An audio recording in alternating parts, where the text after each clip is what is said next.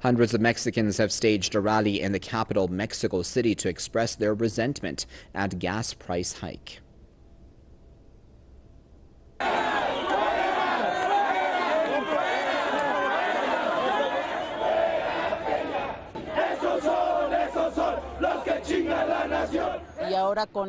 Food prices are going to go up. Everything is going to increase. In rural areas, people will starve to death. Transports are already expensive, so imagine how it is going to be after this gas hike. The protesters chanted anti-government slogans and called on authorities to immediately roll back the gas price to 2016 levels. They temporarily shut down a petrol station during the rally in the capital.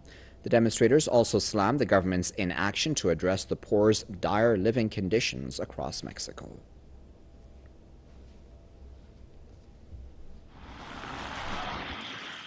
The Mexican government has announced that gas prices from state oil company Pemex will rise by as much as 20% in January of 2017, stirring outrage throughout the country. Fuel prices in Mexico are already more expensive than those in the US, and while Pemex sells its refined petrol for 50 US cents a litre to international trading partners, 2017 will see Mexicans paying almost $1 for the least expensive fuel.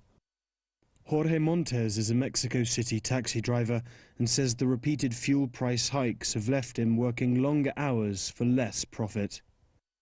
The minimum wage in Mexico hasn't gone up in years, but the government is always raising the price of petrol.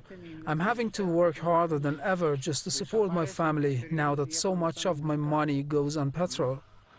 March 2017 will also see Mexico's petrol market open up to the private sector, and the country's finance ministry has said the price hike comes as a preparation for the incoming competition. However, the public is more skeptical.